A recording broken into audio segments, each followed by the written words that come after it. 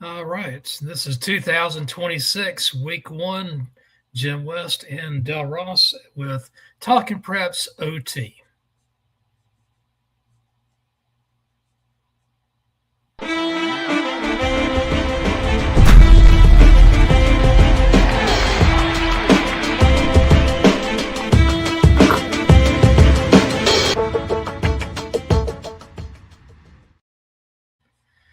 All right, Del, we got a lot to talk about today.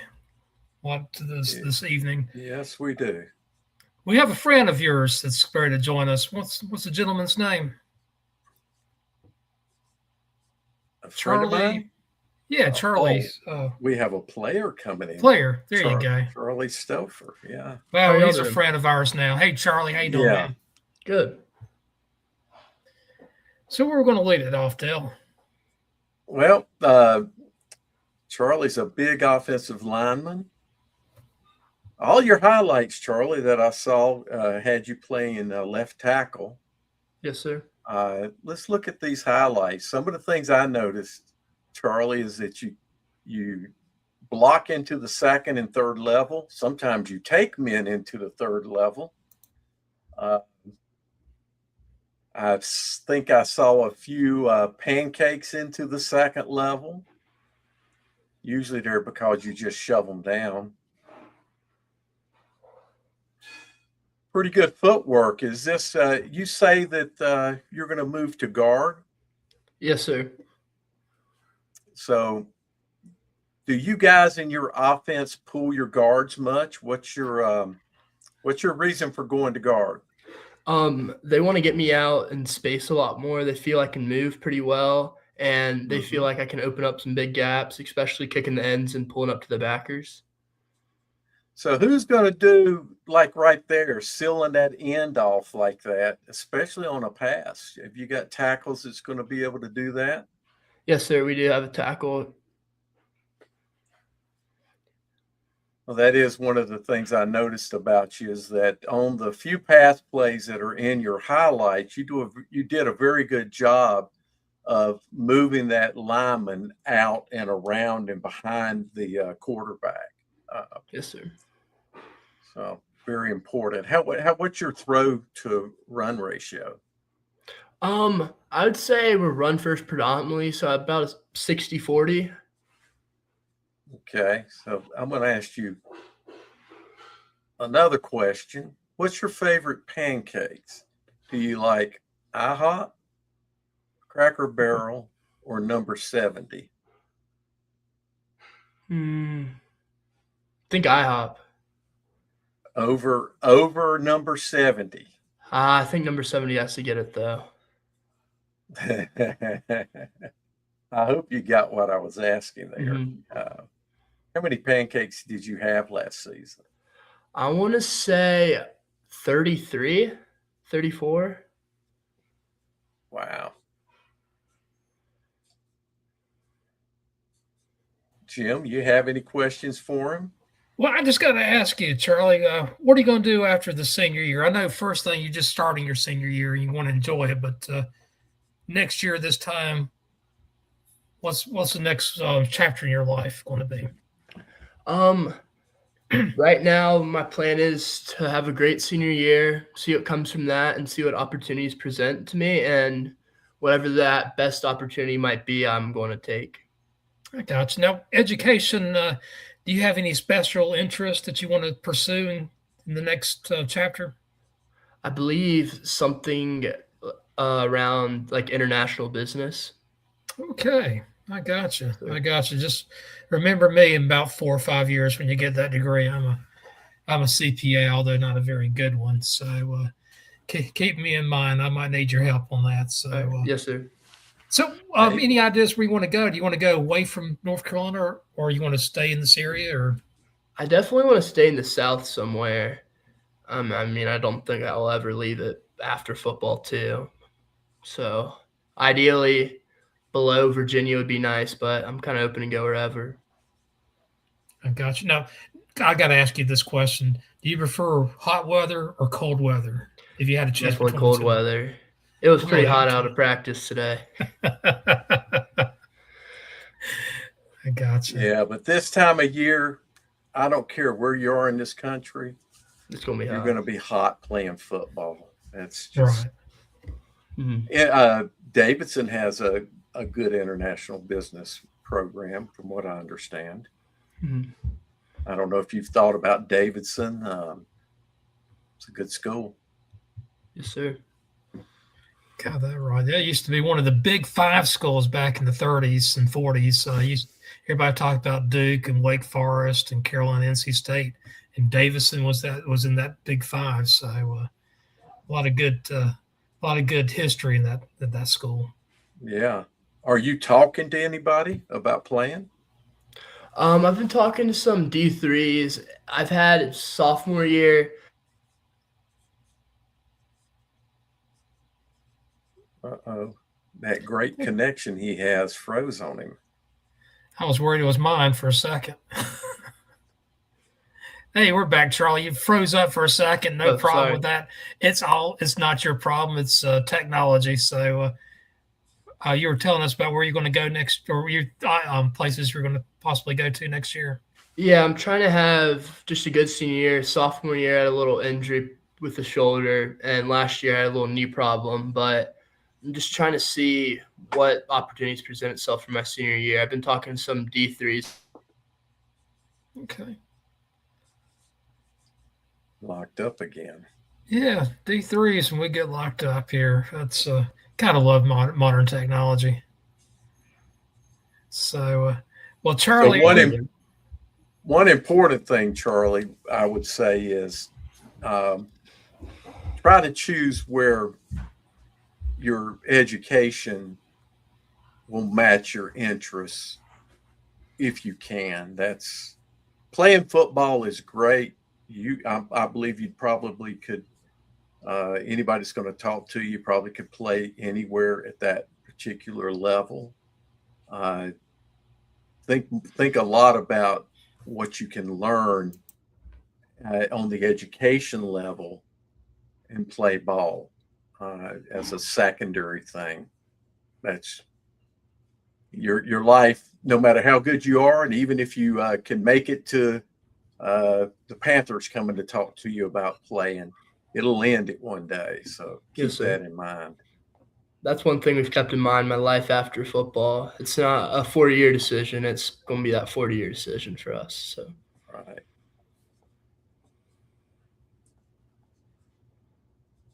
Jim, anything more? Charlie, just thank you so much for joining us today. Yes, I know it's early in the season. You got a lot of thoughts about how you're going to do during the year and stuff, and we just appreciate you spending some time with us, and we just wish you the best with your future endeavors, both on the gridiron and also in the classroom. all right, yes, sir. Thank you for having me. Oh, Thank yeah, you. I'll keep following you, buddy. We'll watch your highlights. Keep your huddle updated, man. Yes, sir. There you go. All right, and that was Charlie Stauffer. Is that how you pronounce his last name, Stauffer? I'm horrible. How you said it, Stauffer. I'll tell you right now, when it comes to, oh gosh, I love this right here. I can't do it, Dale. I don't know how you do that with your fingers, but that was pretty cool. High school lineman, come talk with Dale. I did it really the wrong way. I should have done it like so for West Side, but okay.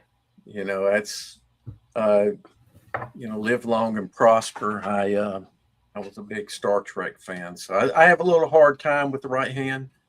But coaches, if you're out there watching, or parents or players, let us hear about your linemen, hands in the dirt people, defensive and offensive side of the ball. The other show, they like to talk about the receivers and the quarterbacks, and that's who you're going to see on the Players of the Week. But we want to give you guys that real glory that you deserve, because you're what makes it happen. You got that right. You're exactly right. So come join us. Talking about joining us, we got a great guest is ready to join us, Nick Stevens. Nick, welcome aboard. I just want to tell you how much I've enjoyed over the years your work. You've added a lot of pleasure to a lot of fans, and also to some of us who like to have a a second thought about if we're doing things right. And everybody, this is Nick Stevens with VarsityNC.com. Nick, welcome aboard. Hey, thanks for having me. So Nick, I got to ask you, man, what are you doing these days? Well, I've got kind of two jobs now, I guess. My full-time job is with National Amateur Sports, which a lot of people in the Charlotte area are familiar with. James Shipley, Will Shipley's dad, is our CEO, and we work with school districts to help them protect, enhance, and monetize their athletic department assets to keep middle and high school sports funding sustainable. So we work with a bunch of districts in the Charlotte metro area, CMS, Union, Cabarrus, ISS, and in the Triad and also in the Triangle. And my job there is to help schools and school districts put together their own content and media strategies to help them create funding to sustain their athletic programs. Then, that is a lot of work right there. That's just thinking about that. You got to be pretty organized to do what you're doing right now. It can be a lot of work, but it's a lot of fun. I still get to work with a lot of the same people I was working with at high school at and the coaches and athletic directors. I don't get out to as many games anymore. I'm in a hotel right now. I'm in Monroe. We have a meeting tomorrow with Union County in the morning, so I'm waiting on that here. But you get to go around, see people, talk to people, and see high school sports from a different angle than I saw them for so many years. Now, are you still living in the Wake County area, or? Mm-hmm. Yeah, okay. I'm in Raleigh, walking distance to Lenovo Center, which was a lot of fun during the Stanley Cup playoffs. Now, did you grow up in North Carolina? Yeah, I'm from Raleigh. I went to Green Hope High School in Cary. Okay. My family is from that general area for as long as we can go back and determine. Oh, wow. So, that's interesting because, you don't – and it's something else here. Green Hope, is that Morrisville? Is it Cary? Or is it whatever you want to call it in a certain day? It's in Cary, but it is literally right on the border of Cary and Morrisville. There will be a new Morrisville High School opening 5 minutes down the street from Green Hope, and 5 minutes down the street from Panther Creek, and 5 minutes down the street from Green Level. Not this school year, but next school year, Morrisville High School will open. I got you. My parents live off of 1010 Highway. They're a mile away from Middle Creek High School. Actually, my ancestors were part of the Westlake School Road area, Furman West. And anyway, they've been out there for 32, 33 years. They didn't know at the time that they were moving where our ancestors lived, back in the day. So it's really cool. Wake County keeps on growing, man. I just can't believe it got Felton Grove. Have you been by Felton Grove High School with a parking deck? Yeah, well, there's a parking deck at Wake Forest High School. When they renovated Wake Forest, they built a parking deck there right outside the football stadium. So, yeah, Wake County's exploded. I remember growing up and the area out where Green Hope was farmland. And now it's you wouldn't know that there was ever a farm. Now, Dale here used to work over in Raleigh quite a bit. Used to go to the Southeast Raleigh games back in the day, if I remember right, Dale, and Gardner and stuff. Well, what would happen is I had customers up that way, and whenever we had rain games, so games get moved to a Monday up in that area, then I'd ask my customers, can I come up and see you on Monday or Tuesday?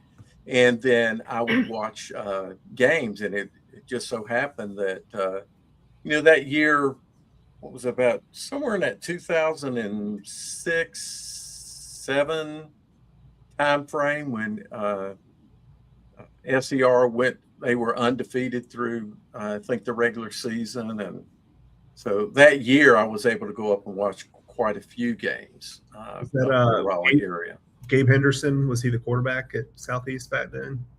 I can't remember. I'm sorry. I don't remember. We had some really good teams with Gabe at quarterback. He's a friend of mine. He actually works for the Kansas City Chiefs now. Oh, okay. Yeah, he's worked for back when they were the Washington Redskins. He worked there. He worked for the Vikings for a while, and now he's with the Chiefs. But yeah, they had some battles back then, they were really good. Southeast is good again now. Yep. They should have a really good year this year. So let me ask you a couple of questions. What is varsityNC.com first? Go ahead and tell us what you got there. Yeah, so it's a side project I've been working on, kind of out of labor of love. I was sitting back in the last year or so. I had a lot of time to just kind of look at things and see how things were being done or what's missing. And one of the things I realized was like, it's really hard to find some certain historical things, right, about high school sports in North Carolina. And so the idea I had started with that. And I took the NCHSAA record book and state championship records for all sports, not just football, but all sports, and put them into a database that is interactive, searchable, easy to update. So there's missing information in the record book right now. We all know that.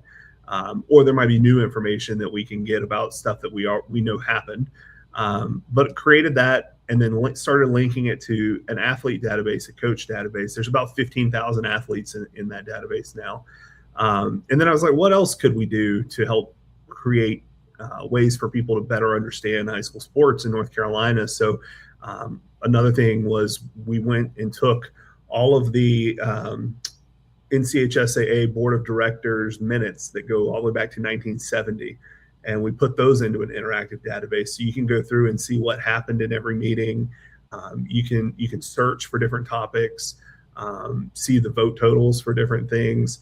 And we used AI to create summaries of every meeting so you can quickly see what happened in each of those. So there's stuff like that. There's stuff like enrollment numbers, ADM numbers over time. You can compare schools, see how they've changed over the years. Mm-hmm. Participation data that we get from the NFHS every year is in there. NIL information is in there. There's a bunch of historical stuff that goes into there.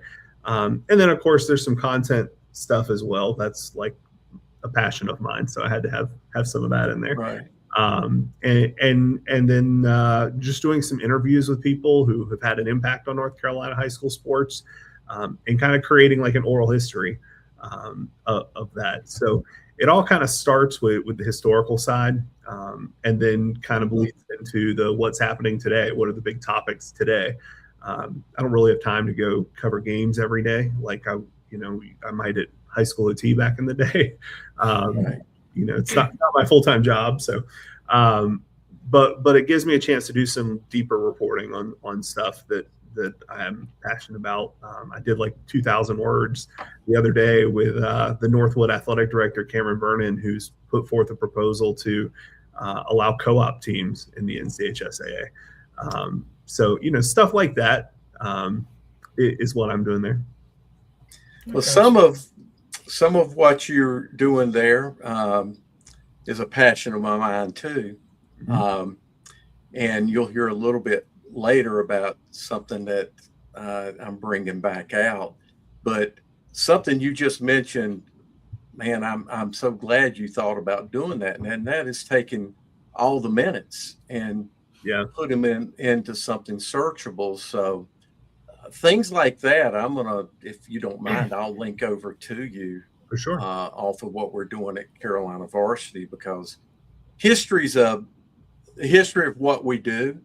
Or what, when I say what we do, I think all three of us here in Langston and others have a passion for high school athletics. And some of us old people have a passion for the old stuff. So I'm glad to hear that's what you're doing. That's awesome. We may have to talk a little bit more about that later.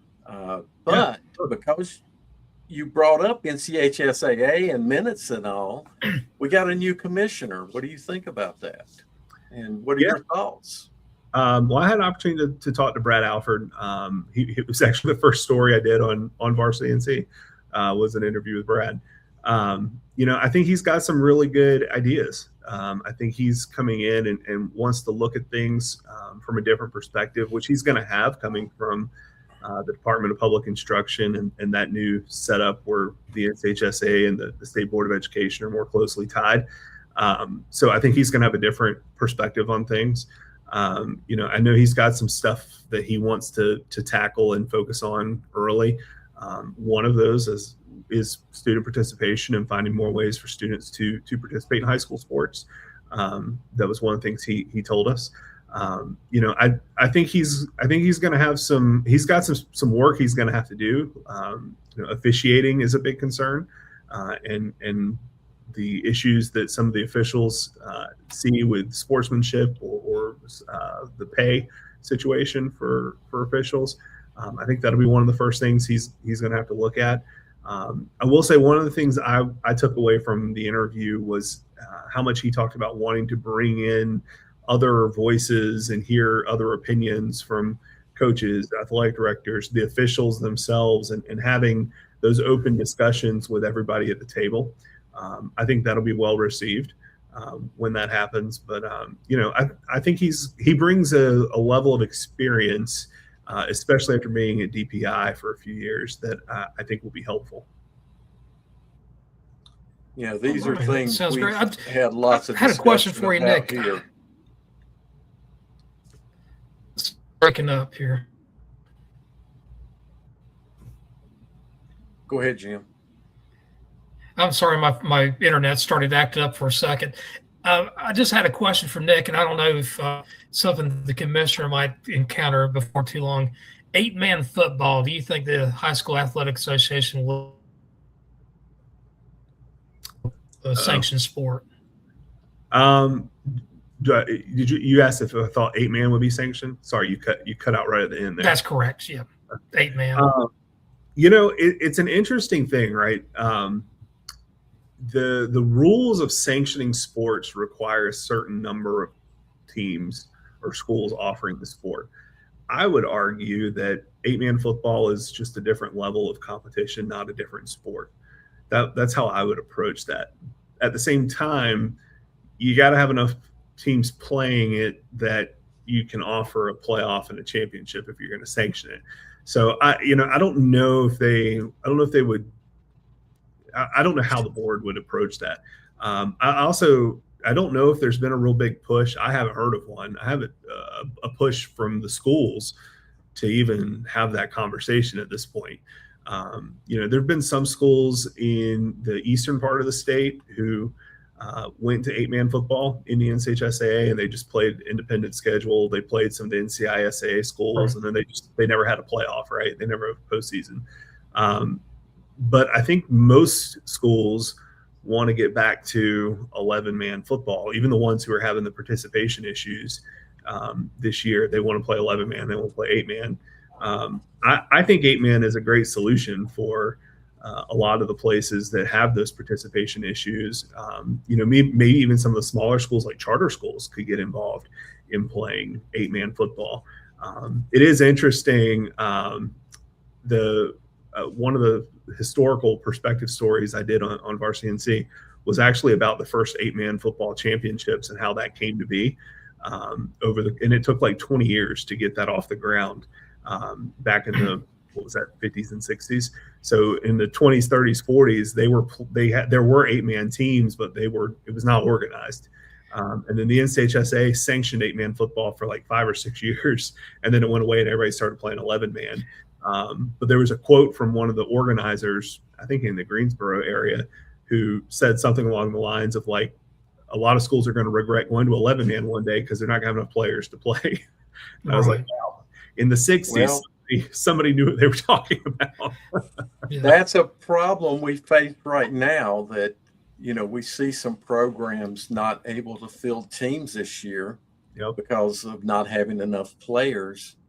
So it's something I've wondered, could 8-man address that? I don't know what an ideal squad size is. I know in 8A football, 11-man, you want to be able to put 50 men on a sideline is what you would like to be able to do, is have 50 players, no more than 50, somewhere between 40 and 50 players. I don't know what an 8-man would look like it's an interesting concept. It's something we need to think about because football is facing a downturn in participation. So, yeah, and there are other states who have implemented 8-man football. I mean, well, the NCISA plays 8-man football. So, there's precedent for it, not only in other state associations or the independent league, but also in the NCHSAA. If you go back to, like I said, the 50s and 60s, there is a precedent for it. And I think if the schools pushed for that and showed interest in it, I think there would be discussion amongst the board of directors and at the NCHSAA.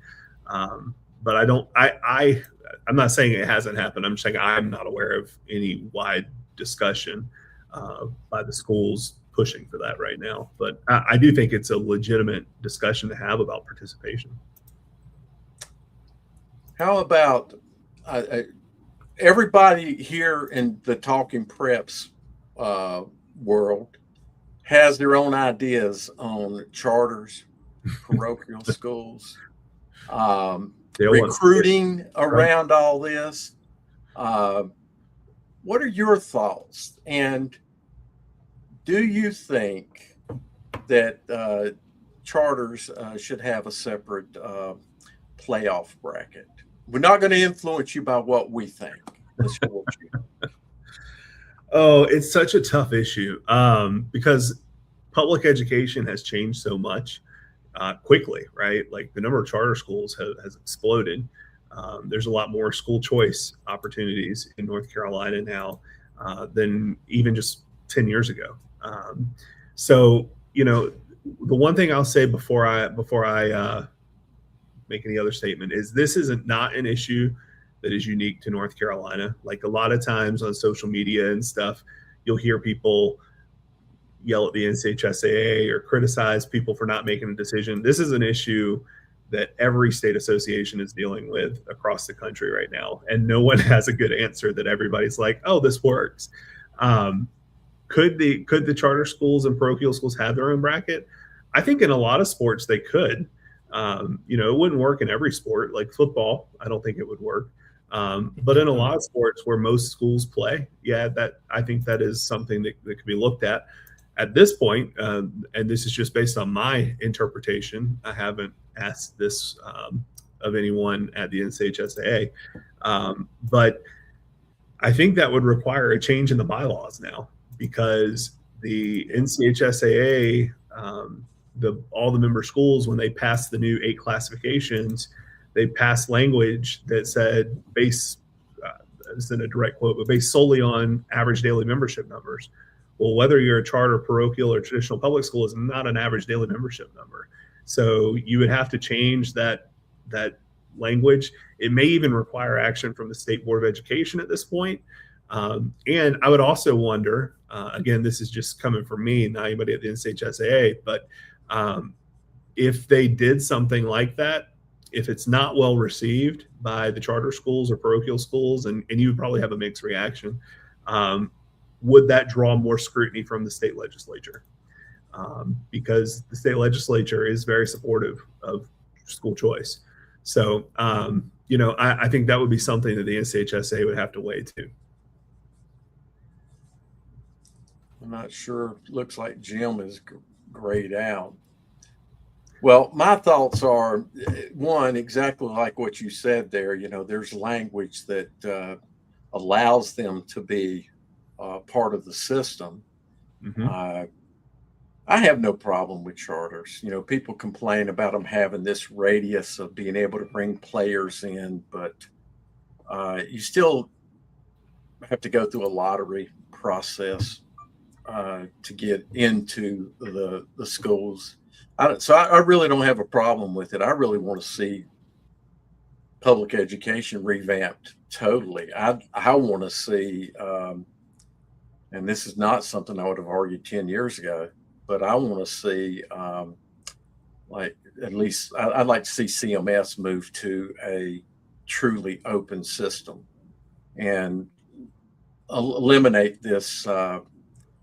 The transfer portal in high school is now becoming bigger than it is in college, it looks like. And this is, I don't know how you feel about that, but. Yeah. Well, one last thing on the charter school thing. In terms of like, people like to throw out the R word, recruiting. I am very skeptical anytime I hear recruiting allegations, just because a lot of times those get thrown out because a kid enrolls at a new school, and we often don't know the actual situation when a kid goes to a new school. They're not always transferring. Sometimes they just move to a new place. So sometimes there's situations we don't know about. The benefit that charter schools have, particularly at the ones who are at the very small classifications, is that most of them, not all of them, but most of them are pulling students from large metro areas like the Charlotte metro area, the Triangle or the Triad. A lot of them are pulling from these larger areas with more resources than a lot of our rural areas where the other small schools are located. So the students have more access to playing year round, to private instruction and private training and all that stuff. And so I don't think charter schools are recruiting players. I don't think that, the residency thing is what it is. I don't even think that's that big of an advantage. I think the advantage is a lot of them are pulling from large metro areas, and the old realignment system we had took that into account, with the federal assistance that students got, taking that into account. But we got rid of that. So I actually think you're going to see charter schools winning at a higher rate in this new alignment that we're in than they did previously. One, because there's 8 classifications and they're more split up. But 2, we took out the financial piece of it. In terms of transfers in general, I actually hosted a panel at the North Carolina Athletic Directors Association conference earlier this year in Asheville. And the topic was the changing landscape of high school sports. And this was the number one topic everybody wanted to talk about, was the transfer issue.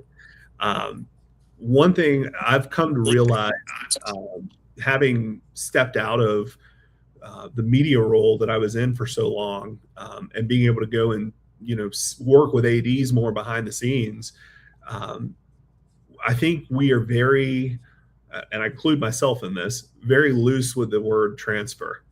And so, like I said, every time a kid goes to a new school, we just all call it a transfer. And oftentimes it's not, because a transfer is you don't move and you just go from one school to another. That's a transfer. But a lot of times in high school, people are actually moving, and that means they're going to a new school. That is not a transfer. That just means they've moved and they're enrolling at a new base school, right?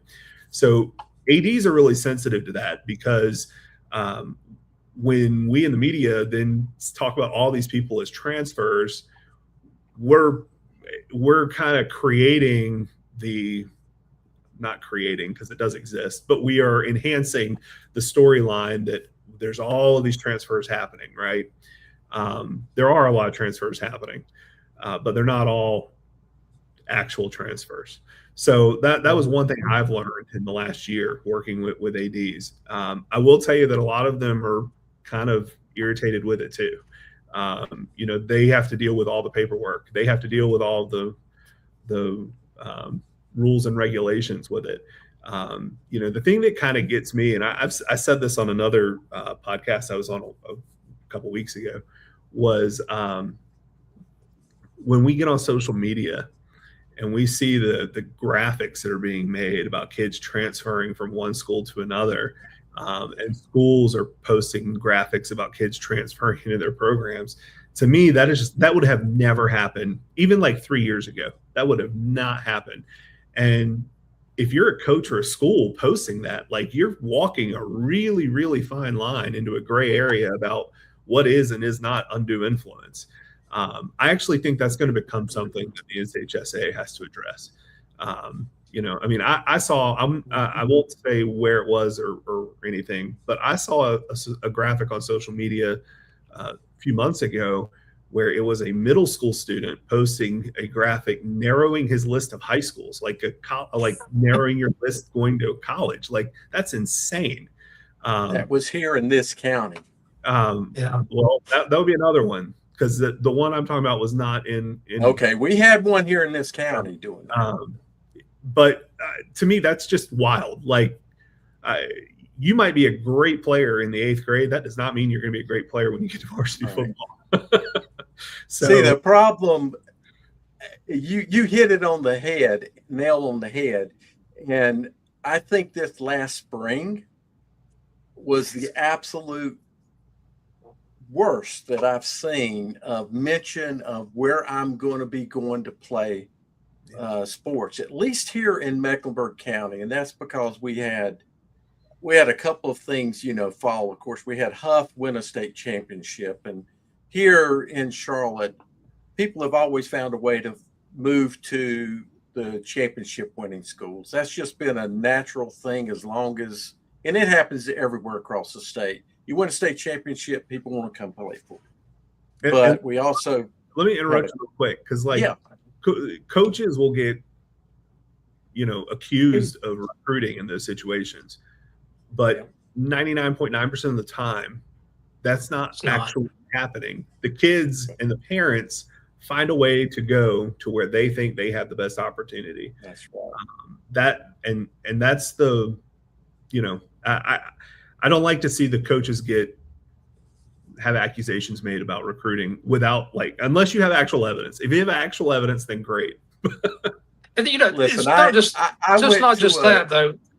The association a lot of times gets accused of turning a blind eye, and I'm like, you don't have any evidence. The only thing you have is hearsay. I mean, I've seen you over the years. You have always been a good defender of pragmatism, and pragmatism a lot of times means to support the High School Athletic Association. And I have friends saying, what's Nick saying over here? This is crazy. He's covering up. I'm like, no, he isn't. Nick's saying exactly what I'm thinking, what everybody else is thinking that has a mind to themselves. But anyway, I just wanted to throw that in there for you, Nick. Trust me, there have been plenty I went to an event. Not think I'm defending them.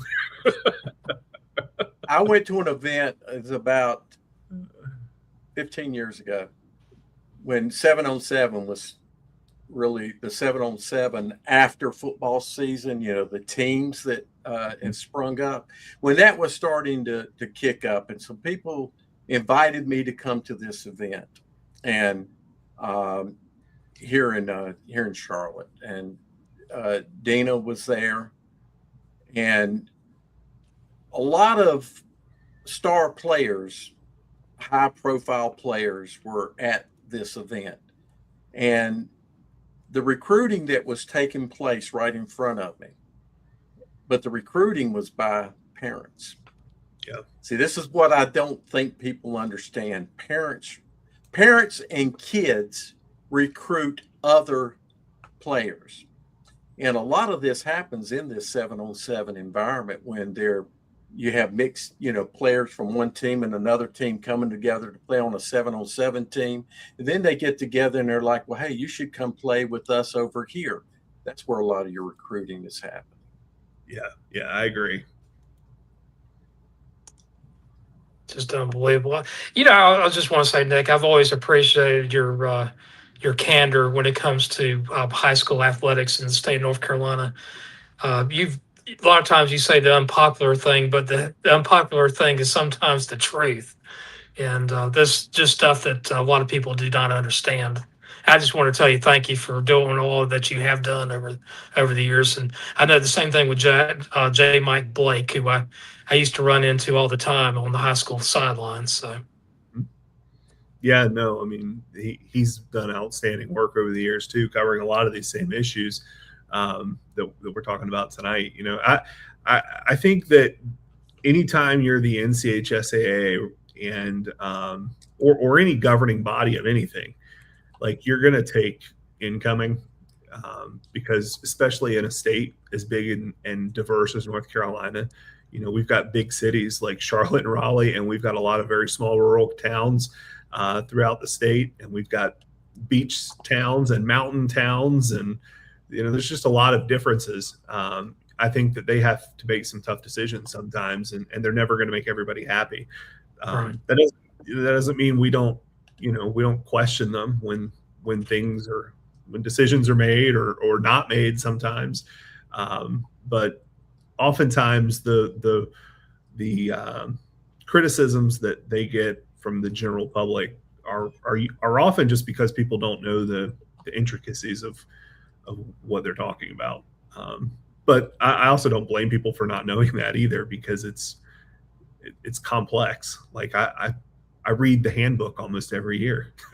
No one else should have to do that. So, no normal people are not sitting through board of directors meetings and listening to 8 hours of that on Zoom. So, that's our job, right? We're supposed to inform people. I'm glad that's your job and not my job, because sometimes that's like watching paint dry. My gosh. But anyway, I just got to ask you a quick question. What was your favorite coach to interview of all time? Oh gosh, there are so many of those. I don't know if I could come up with one. I'll tell you one that is coming to mind right now would be Eddie Gray, the basketball coach at Garner for a long, long time. He is just a character. People from opposing teams, like fans from opposing teams, would watch him on the sidelines and be like, "What is wrong with that man?" Like his theatrics on the sidelines were wild, and he would do things that, not disrespectfully, but like he would make mannerisms and stuff that any other coach would have teed him up immediately, but everybody's just like, that's Eddie. But when he's done coaching and you talk to him, he's one of the nicest people that you will ever talk to. His players loved him. He coached forever. Finally won a state championship in one of his final seasons, so that was good. David Green, who was a football coach, that was mine, number one. Yeah, he's fantastic. I still talk to him every now and then. He's living his best life at the beach now. He used to live in Hillsboro, about 5 minutes from me. I live in Hillsboro, so great guy. He is. He did a lot to turn programs around. He and back in the day when he was at Leesville Road and Earl Smith was at Wake Forest, they did a lot to really change the perspective of Wake County football. Back right in the Wake County days, right?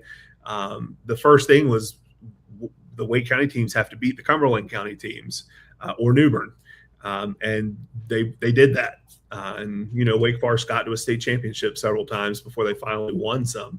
But now you've had others break through. Leesville's been to state championships. Gibbons has won. Roseville's been to state championships. So it's those two in Wake County football. I credit a lot with turning the tide on football in Wake County. Gotcha. I will tell you one quick one here. The old PA from Millbrook is a cousin of mine, Don D'Ambrosi, and he speaks awfully high of Earl Smith. So Earl's a classic guy. Mm-hmm. Absolutely. He was before he got to Wake County. He was it High Point Central, I think. So. I knew he ended up over in like New Hanover or somewhere one time. Yeah, that's where he retired from New Hanover. But he was at Millbrook for a long time. I think he's in Millbrook's Hall of Fame. He has to be. He was at Millbrook for a long time, obviously at Wake Forest before they became back when they were Wake Forest Rolesville. So yeah, he's left a legacy. You got that right. Dale, anything else that you covered for me while my internet decided to go and play some games with me? I'm on my phone right now. Well, certainly we would like to invite Nick to stick around if he would like to stick around. Oh, gosh, please. Yeah, I'd love for Nick if he's got time, please. I'm just sitting in a hotel room, so. I think we hit the big points, and I do believe we agree on a number of key issues, which is hard to believe that people that have at least some kind of grasp of high school athletics and coupled with a passion for it can't have a lot of common thoughts on recruiting and what we're playing, how we're playing, etc. So you fall in line with I think pretty much everyone at here at Talking Preps and how we all think about these things. Recruiting being an overblown issue, I think sometimes.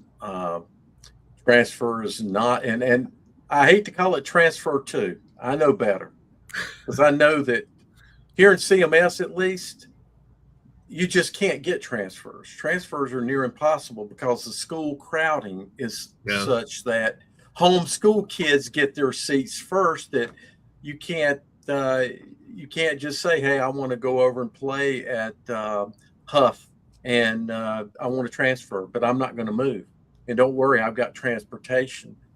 Your chances of getting that transfer approved are very slim, and have always been that way. Yeah. As long as I've been alive, I tried to transfer because I grew up as a Harding family.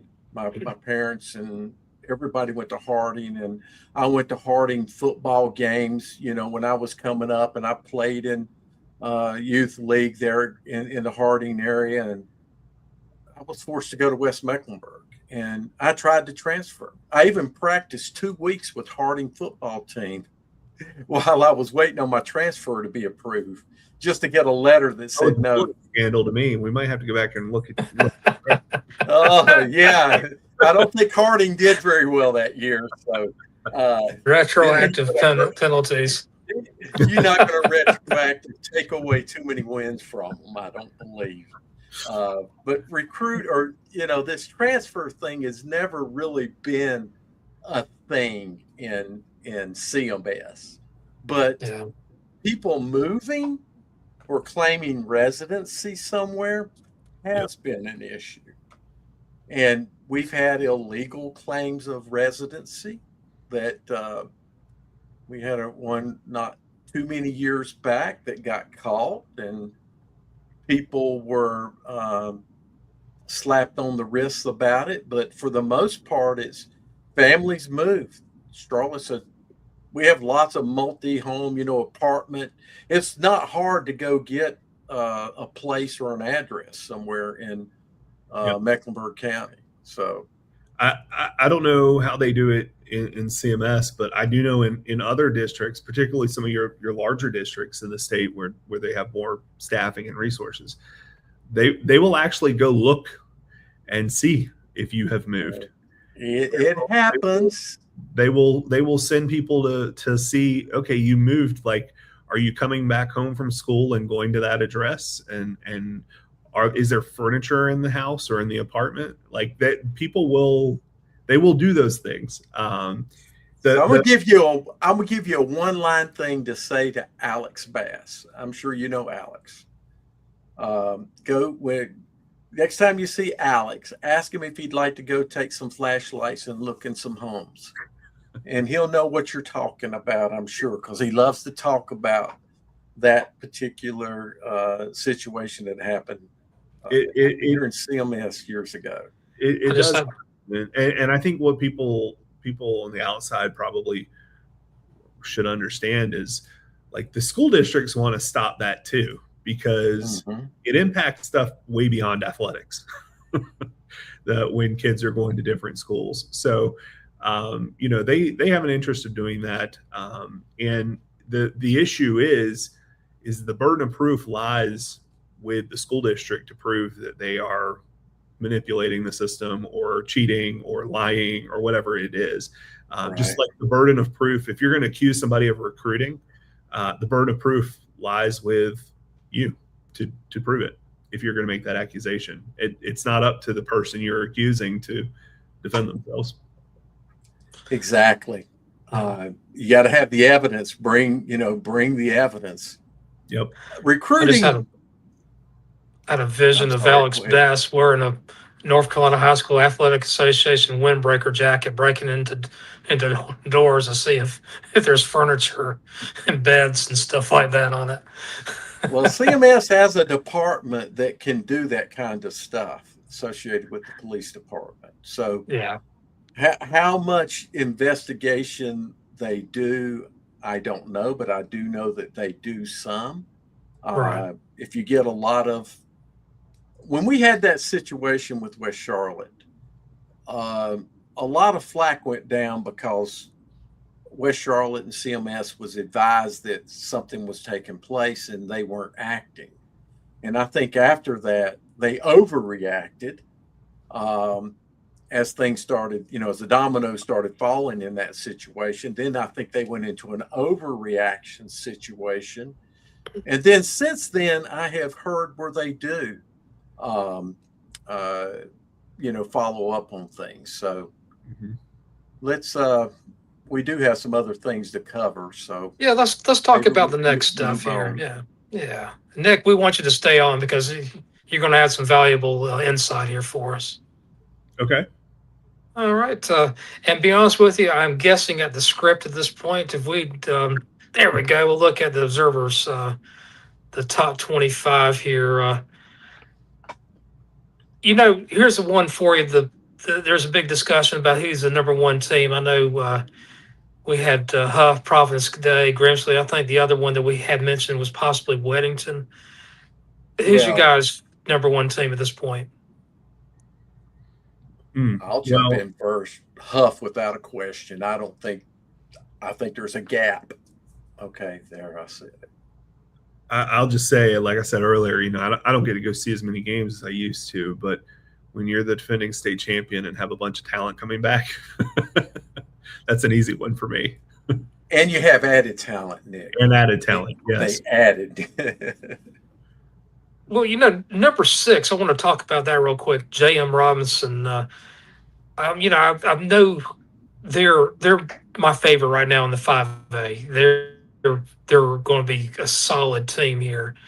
Do you see them beating a team like Weddington? You got to be a really, really great team to beat Weddington.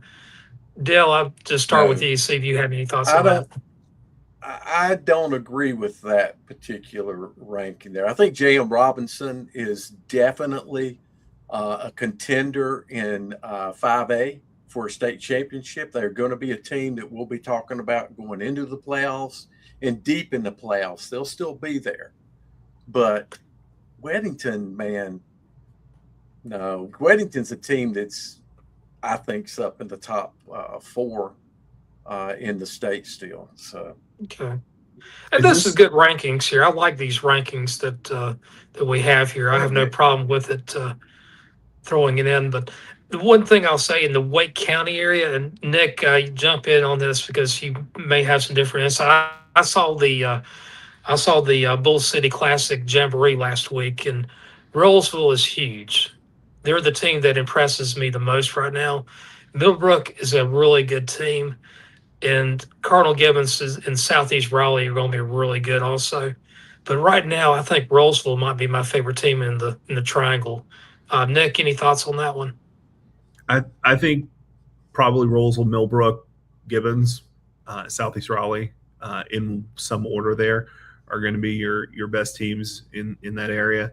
I will say one thing about Rollsville. They do have a new head coach this year, Kevin Reddick, who knows a little something about winning. He was a state champion. Actually, I think he was on the state championship team at New Bern that ended the independent streak. He played at Carolina, obviously. So I think he's going to do a good job there. But it's not really his first year. He was there as an assistant before, so he knows the program. The program knows him. Millbrook obviously coming off a trip to the state championship. Cardinal Gibbons, I think, is going to be better this year. From what I've heard, this will be their head coach, Stephen Wright. This will be his last season at Cardinal Gibbons. He's stepping away to be the athletic director at St. David's after this season, and Nick Drew will be taking over as the head coach next season. He's been the defensive coordinator there for a while. Played at Campbell. He's from Durham. Southeast Raleigh, that program, they've really got that moving in the right direction. They had several years where they struggled, but they have talent now. They are well coached, and they're a fun team to watch. Dale, besides Huff for number 1, number 2 in the Mecklenburg area, Providence Day is probably might be number 2, but in the NCHSAA, who would you take as the second best team? Would you take Mallard Creek, or would you take somebody else? No, I wouldn't take Mallard Creek, I don't think. Quite honestly, let me see. I guess they're going to have to be a dark horse, but I think somebody like a Palisades might be a better team than Mallard Creek. And I don't see them on this top 25. They're number 20. Where are they at? Oh, Derek 20. That's a team you better watch out for, because last season Right. they closed games. That was their problem. Every one of those games they lost, they were up in, and some of them up big late, and they fell apart in the fourth quarter. So that's a team I would look for. But Providence Day won, Jim and Nick. That's a very good team, and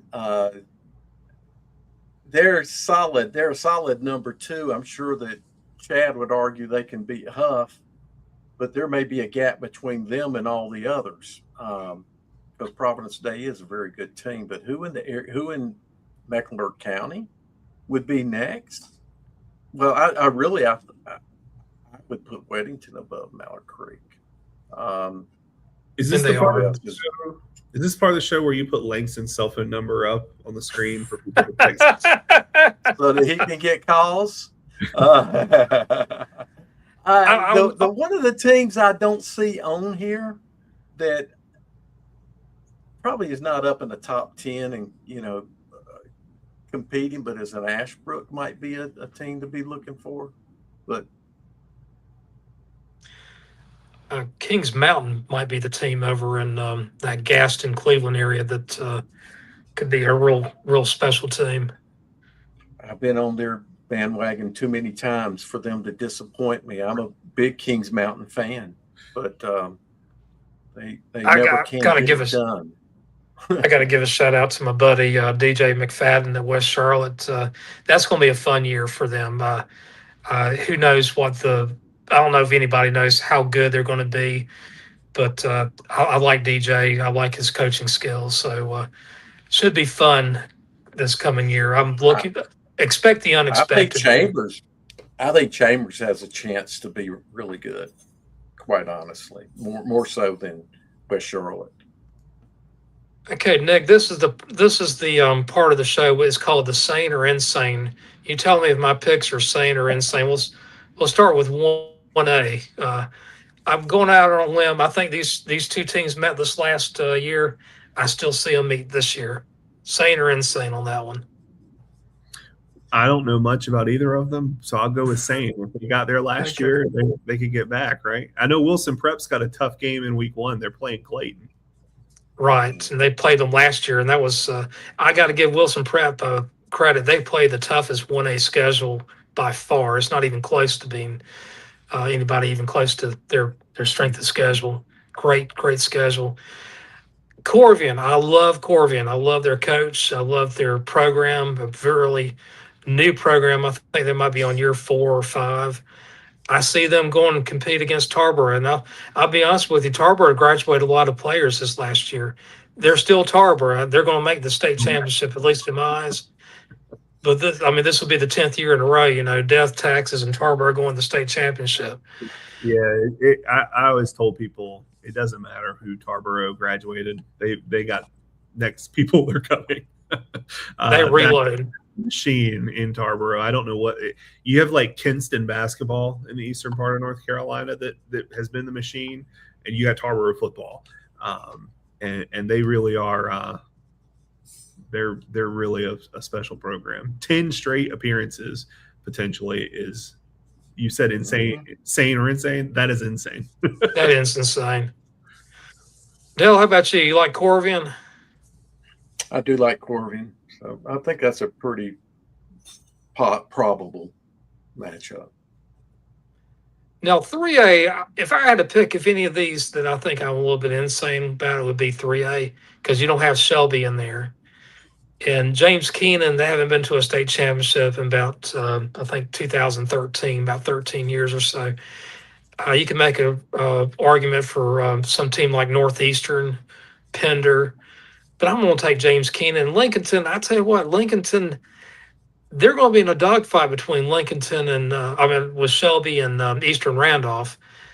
But saying insane, if I'm insane, how insane am I?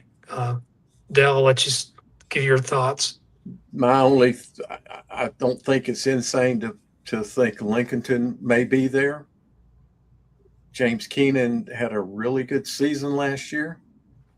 I think they're going to obviously have to have a bigger season. Right. So I think it's probable. I don't think it's entirely insane. Okay. Duplin County is known to put some teams in state championship games. Mm-hmm. You got that right. I remember in like a 2-year period, East Duplin, North Duplin, James Keenan, Wellsford, actually in a 4-year period, all 4 of those schools made it to the state championship finals. So very good football. I mean, everybody talks about Cleveland County. You know, you got 4 incredible teams in the eastern part of the state. Duplin County, my gosh, and Craven County. Those 3 teams are really good too. You know, but Duplin County is a great football county. Now 4A, this one I feel pretty good about. I love Reidsville. Reidsville is definitely going to make it in the East. Reidsville is like the 21st or 22nd team in the farthest east in the 4A. So they're going to go to 4A or into the East because 24 teams make it in the East. I like High Brighton. I think they're a really solid team on that. Nick, you got any thoughts about Reidsville or High Brighton? Reidsville is kind of like Tarboro to me. Right. They're always a safe pick. It just feels like they just reload all the time. Obviously, they do have a pretty big piece to replace in Deontay Neal, but they're like I said, they're like Tarboro. They're safe all the time. Got you, Dale. You don't even have to say anything about Reidsville. That's probable. I'm always going to pick Reidsville. Right. High Brighton, I don't know. I don't think it's an insane pick. I don't know that it's my pick. Right. But because I think there's some other teams, over here in the West that you got to really give some thought to. It'll be tough. The West is going to be hard to come out of. Well, I agree with you. Maybe And talk about Brevard, Central Davidson. There's going to be some tough matchups. I tell you what, I love seeing Central Davidson play with their offense. You talking about having all your players with like 3 yards of each other's football in a telephone booth. Now, talk about a fight club in the West. 5A is going to be strong. J.A. Robinson, to me, is the top in the West. Franklin's not that far behind. Crest is not that far behind, but I like J.M. Robinson. The 5A is going to be the East is going to be a pretty close one too. Northside Jacksonville is my team right now. Dale, I'll start with you. What's your thoughts about J.M. Robinson? Am I sane or insane about that one? Crest, East Lincoln, South Point, Hickory. Yeah. You got all those teams that they're going to have to get through. It's going to be those 5. I think it's going to come out of those. I don't believe Monroe. I'm not going to say Monroe can't be in that mix, but I believe it's going to come out of those that I just mentioned. It's not an insane pick. I think JMR has been sniffing it for a while. So I think I'll open the hotel window over here and yell out that Dale said Monroe can't make it to the state championship. I said it's going to be. Not that it can't, but I think the probabilities, about like getting snow here for Christmas. So, any thoughts about Northside Jacksonville, Nick? I mean, you talk about parts of the state where there's strong football pedigree. That Onslow County, Jacksonville area is one of them. So, I would not object to Northside having a strong season. Now, 6A, Kings Mountain, they're a team that seems like it's almost like the Boston Red Sox were from between 1918 to about 2004. they were so good. We thought they were going to make it, and something, Charlotte Catholic beats them in like a 7 overtimes or something crazy happens. I like Kings Mountain. I don't really necessarily believe in curses or anything, so I will say Kings Mountain gets over the curse. They're that good this year. Northern Nash, I like them a lot, but I tell you what, both sides of the state have plenty of good teams across the state of North Carolina in 6A. Northern Nash, I'm sure one of our former governors will like that one. Nick, any thoughts about Northern Nash reaching the state championship? Might see a U.S. senator or future U.S. senator on the sideline if they get the championship. He was there when they won or went to the state championship a few years ago. Against East Lincoln, he was on the sideline there at Carter Finley. Northern Nash is a really impressive program. The way that they've built that up over the years. I've been around long enough to remember when they were not very good. So to see them not just get to a state championship for one season, but consistently compete at a high end in the eastern part of the state, I think that says a lot about how they've built that up there. And I wouldn't be surprised to see them make another run. Dale, I got to ask you, Kings Mountain. We loved Kings Mountain, but will they make it to the state championship, or can they? Are they likely or possibly? What's the word? So, who are the teams that would get in the way? Watauga, maybe. I don't know about Watauga. Catholic. I don't know if Catholic can make it up there. I really like Ashbrook still. Northern Guilford. Northern Guilford. Sun Valley may prove to be decent, but I'll say this: Kings Mountain has got to be one of the best programs. Might be the best program that hasn't won that hasn't at least made it there. Right. Over my time period of being on their bandwagon, so right. I might jump back on their bandwagon. We'll see. Let's go to 7A here. Grimsley versus Southeast Raleigh.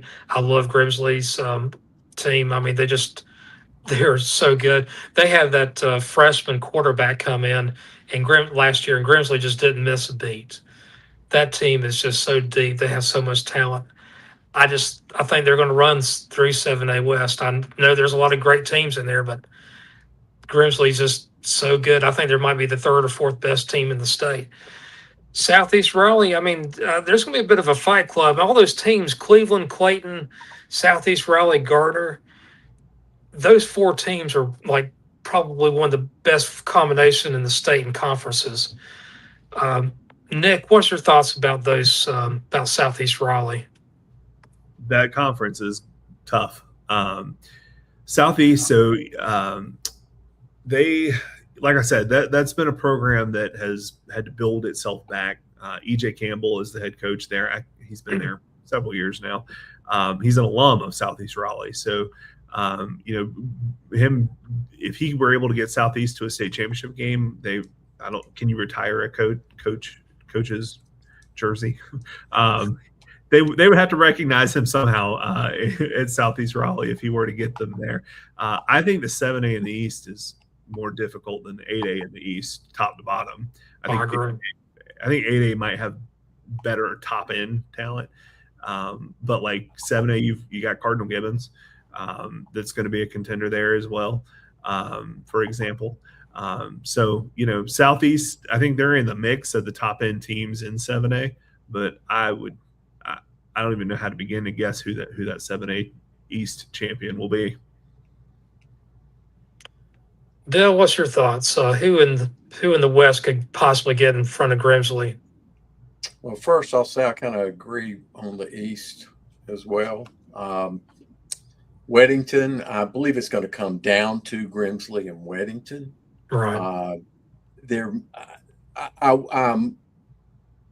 want to see if Mooresville can add to the really good season they had last year to make it a better season. But I just don't think when you get down to that time in the cold part of the season, I really believe it's going to come down to Weddington and Grimsley. That's what I think.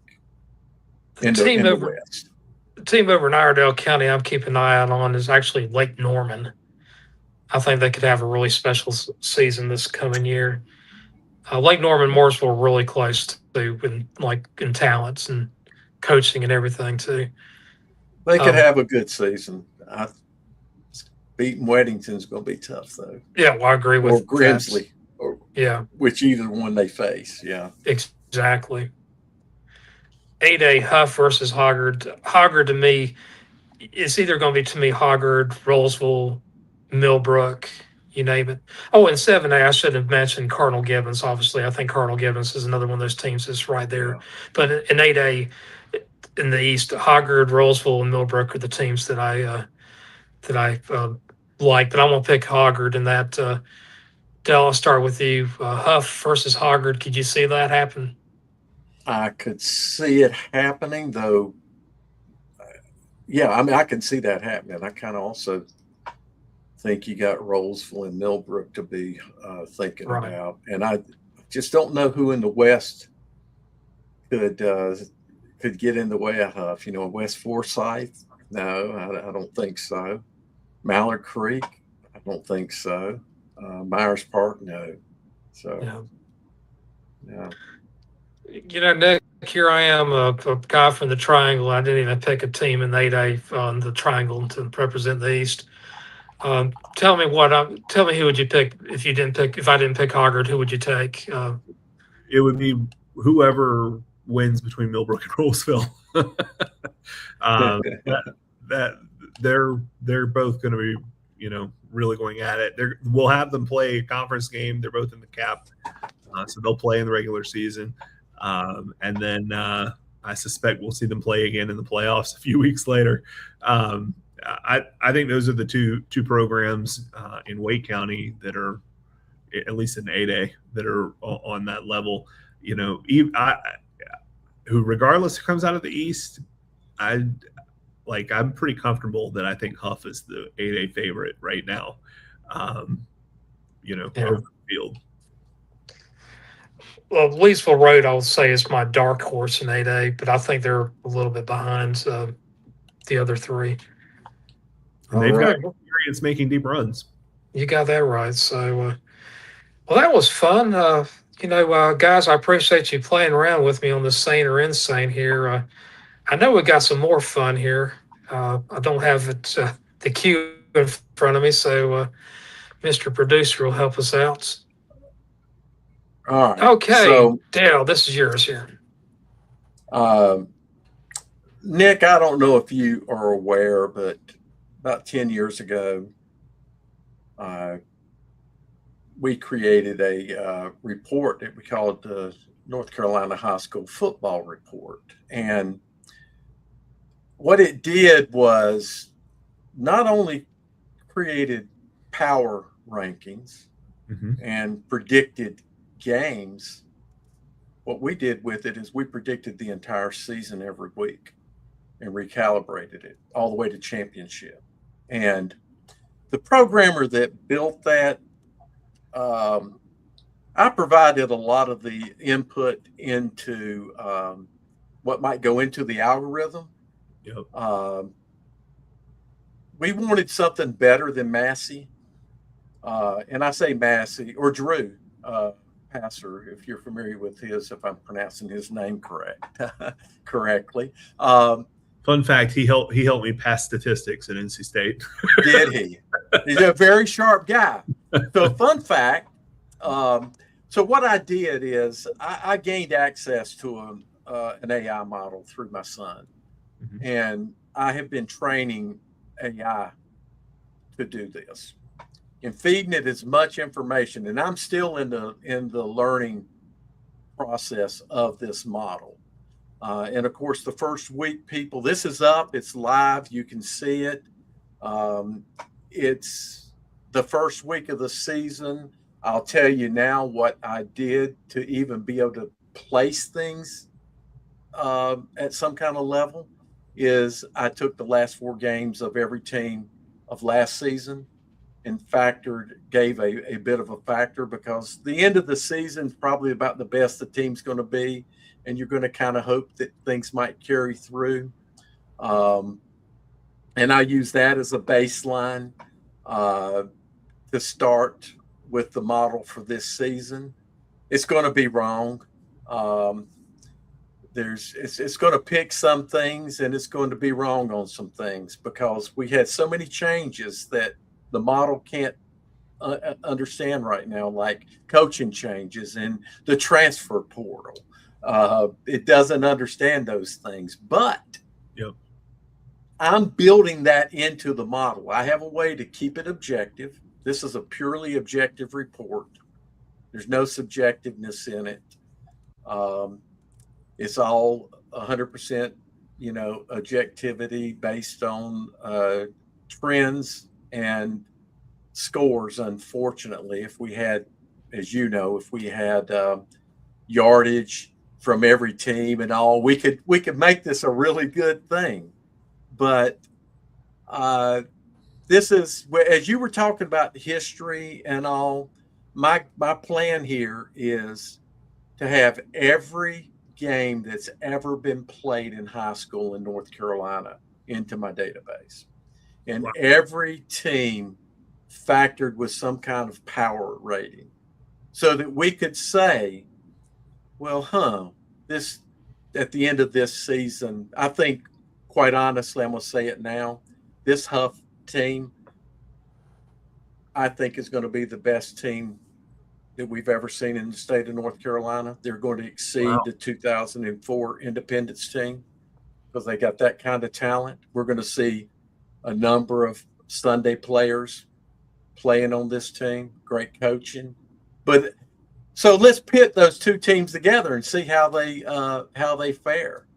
I want to be able to read rosters. I can read rosters now, but read rosters, look at height, weight. Coaches would put in squat numbers and bench press numbers and those kinds of things, and grading of linemen. Well, we could have our own little, NCHSAA football 2026, so. Yeah, that's really cool. This report is predicting all the games this week. It's really going to miss on some of them. It picked Independence over Burns. I haven't been following Burns recently, and this is Burns in South Carolina. Mm-hmm. Is it going to be that close of a game? But the report does power rankings for every classification. It'll do it for conferences and rank powers of conferences. This is the way it worked 10 years ago. Strength of schedule, strength of defense, strength of offense. Right now, it breaks those out. It has a strength of defense, a strength of offense, and then puts the strength of defense against the other team's offense, and as it comes up with these scores. And I'm looking, and if you want to contribute thoughts on objective metrics that can be thrown in, that can be applied to everybody, any metric that is added must be something that can be applied across to every team. Otherwise, it's not, I think, objective enough. Sure. No, that's a really cool feature. Say again? That's a really cool feature. Great use of AI too. Yeah. The hopefully the good thing about AI, and I've ran it against 2 previous seasons, 2025 and 2024. I had it go through and predict and look and see how it did and see what kind of adjusting it needs. And I mean, I've spent too much time training this AI, but AI is a very powerful tool, and what more we can gain by the end of this week, maybe next week, I'm going to be able to look at coaching records. And if we lose a coach, like a situation happened at West Charlotte where a coach leaves and another coach comes in, well, how much is that coaching change going to impact a team? Well, if a coaching change occurs and it sees it, and then it can look at the record of the coach, that might be able to apply some kind of factor as to how much down or, how much change it might occur. If we knew offensive schemes and other things. So anybody that wants to contribute that's watching this, you're more than welcome. More than anything, and this is a plea out to the audience again. Students in high school, if you're not playing football, or if you're playing football, but you're real good in math, math was always my favorite subject. It was the subject that I could help the smart kids with. Other subjects, not so much, grammar and things like that. But math was always my thing. And if math is your thing, AI is your thing, you want to have some involvement. I want to involve kids in this kind of a project and expand it and make it something that we all can enjoy. Coaches used to call me about the old report and why is the report not out today? It was only out for 3 years.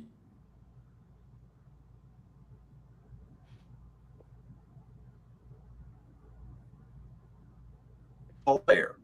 But it is an interesting tool. Some of those coaches happen to be math teachers as well. So they were very interested in it. You're a statistics guy? No. Jim's. I was a statistics major at Carolina. God. Yeah, I know. I was the cool kid. No one will ever accuse me of being a math person. Okay. Well, you understand the game, and if you've got thoughts, if you're interested of, hey, well, here's a metric that would apply to everybody, and it's something that you maybe requires a little work to find the information, but if you can get the information, it helps. Because obviously the goal would be able to precisely predict scores.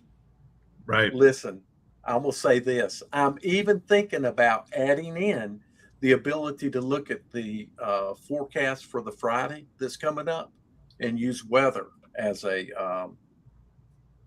factor, because weather can be an evening thing or a separating thing for teams. And if you know historically how certain teams play in certain weather, I don't know. One thing that I have learned to enjoy in my new job is when there's weather, I stay inside. It's too hot or it's too cold or it's raining, I don't have to go.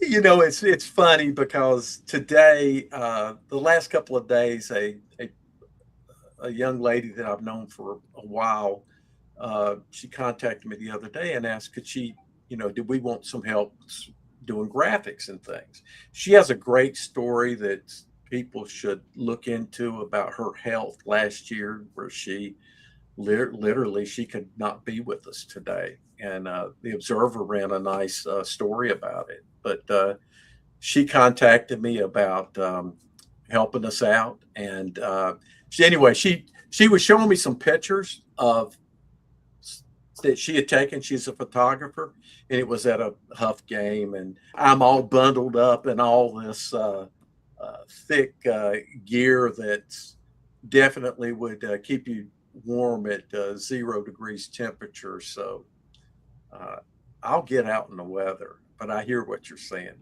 I just want to say the comment here from Gabby. That's her. Yeah, go ahead. I could relate to this. I did not fail statistics, but at NC State, every single I don't know if it's still the same, but when I was there, every student, no matter what your major, had to take statistics. And you get a C-, you get credit for the class. So it was one of those giant classrooms where you had like hundreds of people in it, and they don't take attendance. So I stopped going and taught myself statistics on YouTube and got a C- and celebrated with a steak dinner that night. I was laughing when you said YouTube is studying with YouTube because YouTube didn't even exist until like about 15 years after I graduated from Carolina. So that's Okay. like a Well, yeah. let's move to Jim's. I'm sorry, Jim. Let's move to your key games. All right, these are the games that I want to see how they progress because I do think they're either going to be close or they're going to tell us a lot about each team. That first game, Mallard Creek and Rollsville. This game is at Rollsville this year. I think this is going to be really. It's going to say a lot about both teams. Mallard Creek. A lot of people are not. They just don't know if Mallard Creek is a contender. I think Rollsville's got a lot to prove too. They got a new head coach. Uh, Last year may be a little bit of a disappointment. I do think they have a little bit to show. I also think Roseville has a really good abundance of talent. I did see both teams at the Bull City Classic this past Friday, and I know both teams are going to be strong, but I'm really looking forward to seeing this game. I think it's going to be really cool. Southern Alamance, Eastern Randolph, you're talking about a 6A versus a 3A team. Eastern Randolph is a very special 3A team. I mean, they're a team that, to me, could win the state championship. They're right there, maybe just a tiny bit behind Lincolnton and Shelby, but not by much. Southern Alamance is the team that's probably, I'm going to say, around top 20 in 6A. This game could really go either way. Burns at Crest. Last year, Crest blew out Burns. Crest maybe not as strong this year. Burns is going to be stronger. I do think Crest is going to win this game, but I do think it's going to be a lot, much more in doubt. It might take third or fourth quarter for Crest to put them away. I'm going to stop there, see if anybody, Nick, do you have any thoughts about any of these three games? No, I mean, I think just based on what I know right now, I think all three of those are interesting. I tend to agree with you about the Rollsville Mallard Creek game. I feel like those are both two teams that feel like they have something to prove. I do think Rollsville's probably, at least on paper, the favorite in that one. But yeah, the Eastern Randolph is a program that's been very interesting to me for a few years now. They've been kind of like right there, but just can't get over that hump. And I mean, Burns and Crest, that'll be an exciting one. How about you, Dale? What's your thoughts about these games, these top three games? I think the first game is the one that'll tell me a lot because I do want to know where. I think Rollsville's going to be a very good team, let's say. Are they going to be a contender at the end of the season? We would think that they will be, but that's to be seen. If Mallard Creek plays them close or wins, then that tells us that Mallard Creek is going to be there. So I really think we'll learn more about Mallard Creek than we will Rollsville. I think that's the way that'll go. Who's going to win it? Again, if I think that we're going to learn more about Mallard Creek, then probably Rollsville. Otherwise, I don't have anything more to say about the others. Okay. Let's go down to the next three here. Rocky Mount at Tarboro. Tarboro wins the state championship. Rocky Mount's going to be stronger this coming year. Rocky Mount's a 5A team. Tarboro's going to be a 2A. I honestly think this could be a coin flip. Part of me says Tarboro's going to win this game, but to me, it's going to be a really close one. Ashley at Sanderson. These two teams match up really well. The game is in Raleigh this year. Both teams are they're maybe I wouldn't say a contender, but maybe they're trying to fight to see who might be the dark horse in the 7A East. Keep an eye on both of them. I think right now I probably would pick Jeremy Buck's Sanderson team over Ashley. Conley Laney. This is going to be interesting. Conley is a 7A team. Laney is an 8A team. This game could also go either way. I do want to see how Laney does. If Laney beats Conley and beats them comfortably, I might have to readjust my thinking about the 8A East. Laney could be stronger, might make a pretty decent run in 8A, but I'll stop right there. Dale, I know these are some games on the eastern side of the state. Got anything you want to add? Well, good luck, Mr. Buck. Hope you have a great game. Hope you have a great season. As far as the games, I think if I were going to a game, I'd love to go to that Rocky Mount Tarboro game. I really believe you're going to have to go up even higher in classification to get teams that's going to be able to chip, Tarboro off. But I do believe that could be a close game. But I agree with the computer here. How about you, Nick? What's your thoughts? I like Tarboro in that game too. The Sanderson game, I agree with what you said, Jim. I think Jeremy Buck's done a good job at Sanderson. That's a program that has struggled over its history to be consistently at the top of the conference, and they're in games. So I think he's done a good job there. I think that would be a good way to start the season with a win over Ashley. Conley and Laney. The problem I have with Laney's chances is I just think that the difference in the top of 8A East is so much different than what's behind it. Like Millbrook and Roseville. I don't see anyone in the 8A East, at least on paper right now, that's going to compete with those two. But that's why you play the games. Gotcha. We'll go to the next three here. Reesville and Northern Guilford. I think this is going to be a barn burner. I can't remember who won that game last year, but right now I'm going to take Reesville over Northern Guilford, but I don't expect a blowout. Next game, last year Catholic beat South Meck. This year I think this game is as close to a coin flip as possible. I'm picking South Meck to win this one. I think South Meck has something to prove. I think they have more than to prove, and I also think they have some of the most underrated coaching in the state of North Carolina. Going with South Meck on that one. Jordan and Leesville Road, to me, this is I think both of these teams have a lot to prove. They're like, to me, they're right behind Millbrook and Hoggard and Rolesville. I think they're the next tier in the 8A East. Whoever wins that game might be the next top game, or not top team. I'm going to take Jordan in that game, but it could really go either way. Dale, I'll start with you. What's your thoughts? Okay. The first and third game, I'm going to just leave your comments as they are. My plan, and I don't know what the current weather situation is and games moved with the South Meck Catholic game, but that was my plan to go to that game. Catholic has an advantage with Brockowitz coming back to lead the program. He's the coach that took over after Coach Odo left.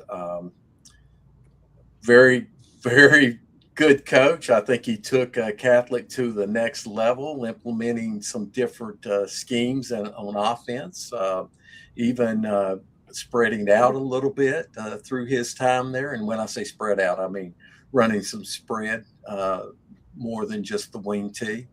So I pick South Meck to win that game, but I do expect the game to be close. I know the computer has it the other way, but the computer doesn't know who's coaching Charlotte Catholic. So, and Catholics had a great turnout of kids in participation this year, as did Mallard Creek, by the way, 140 plus kids.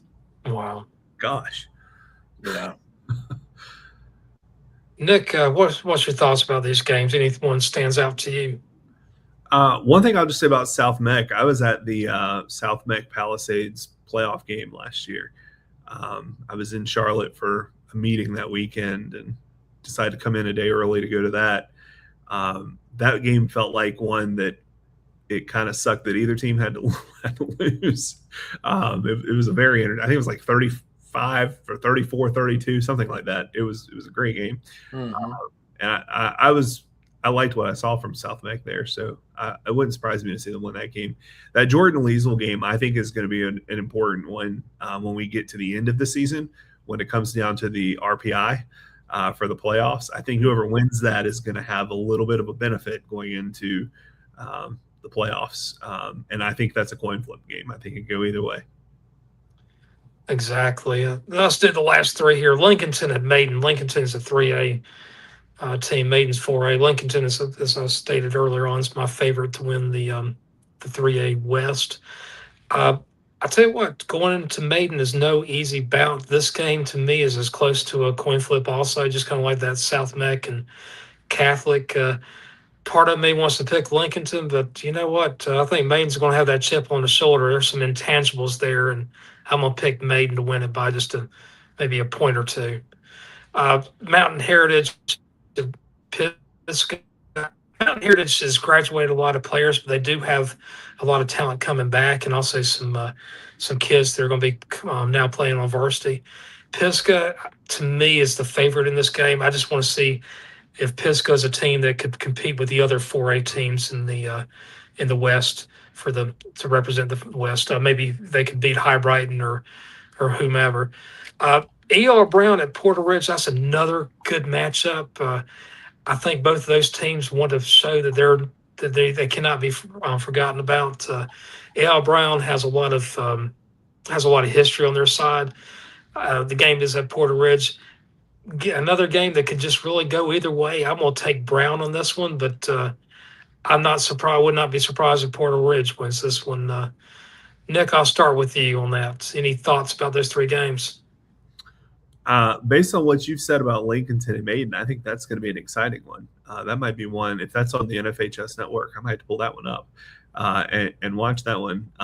The Pisgah Mountain Heritage game, I see the computer picked Mountain Heritage, but I'd be curious to see how that game plays out with losing some of that talent.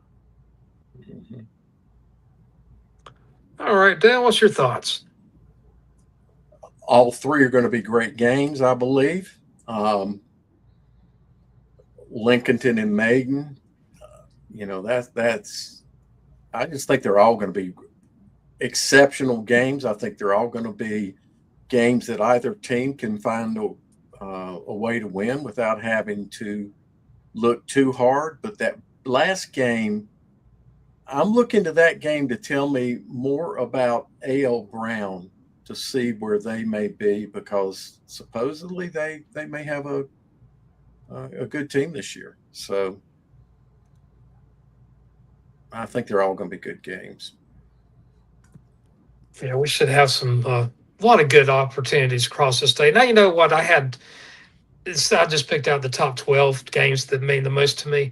I think I picked out like 24 or 25 games that could be within like 2 or 3 points. So if you guys have a place to go to this year or this week, many different opportunities.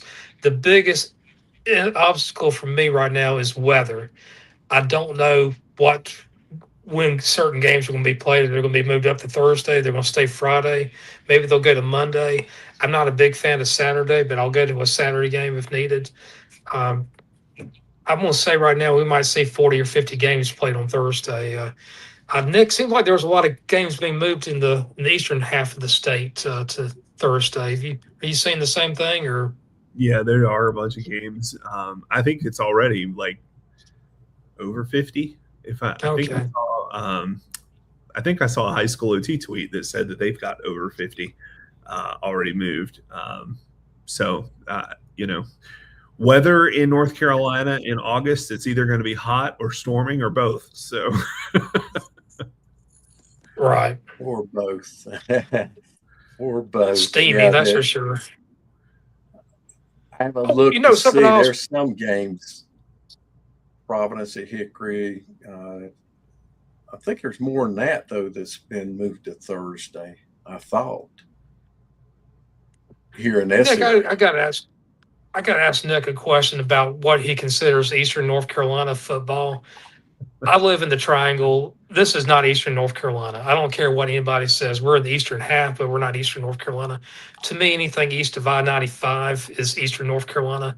I think you got the Northeast, where my in-laws are from, the Northeastern quarter.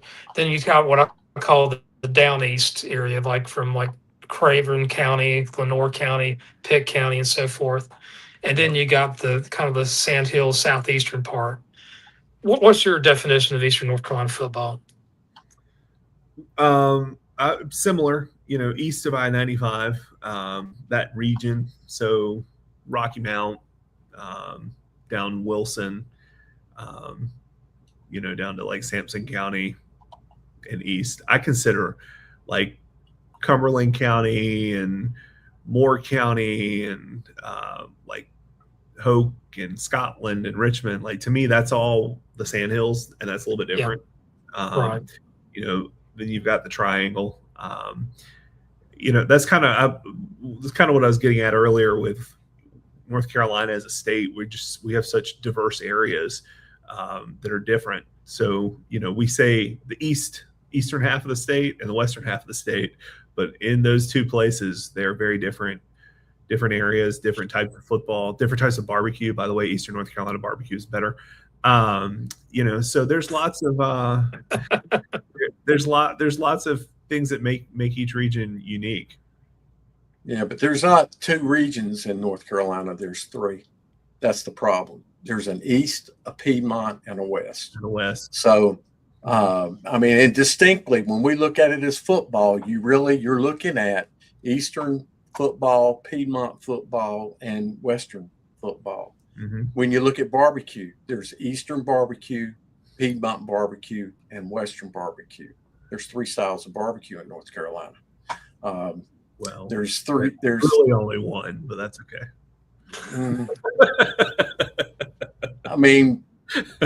I like them all, to be quite honest with you. I do too.